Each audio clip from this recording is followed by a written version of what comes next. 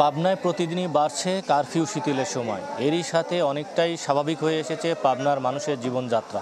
তবে এখনও অস্থিরতা কাটেনি পাবনার নিত্যপণ্যের বাজারে। আজকে আমরা পাবনার বড় বাজার এলাকায় এসে দেখেছি যে সবজির বাজারে কিছুটা স্বস্তি মিলেছে, অর্থাৎ দাম কমেছে। তবে মাছ, মুরগি এবং ডিমের বাজারে কিন্তু দাম কমেনি, বরং আরও কয়েক টাকা কেজিতে বেড়েছে। এবং আমরা আজকে খোঁজ নিয়ে জেনেছি আলু 55 টাকা কেজিতে বিক্রি হচ্ছে, বেগুন, ঢেঁড়স 30 টাকা, করলা 60 টাকা এবং অন্যান্য সবজিও কিন্তু 30 থেকে 40 টাকার মধ্যে কেজিতে পাওয়া যাচ্ছে।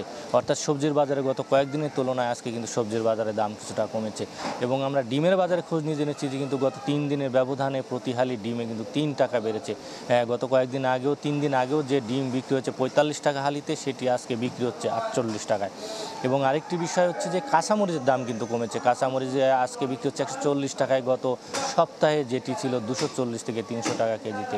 আমরা পেঁয়াজের বাজারে খোঁজ নিয়ে জেনেছি যে সেখানে প্রতি কেজি 110 থেকে 115 টাকা কেজিতে কিন্তু পেঁয়াজ বিক্রি হচ্ছে, যেটি কারফিউ জারির আগে যেটি ছিল প্রায় 80 টাকা কেজিতে বিক্রি, সেটা কিন্তু দাম বেড়েছে।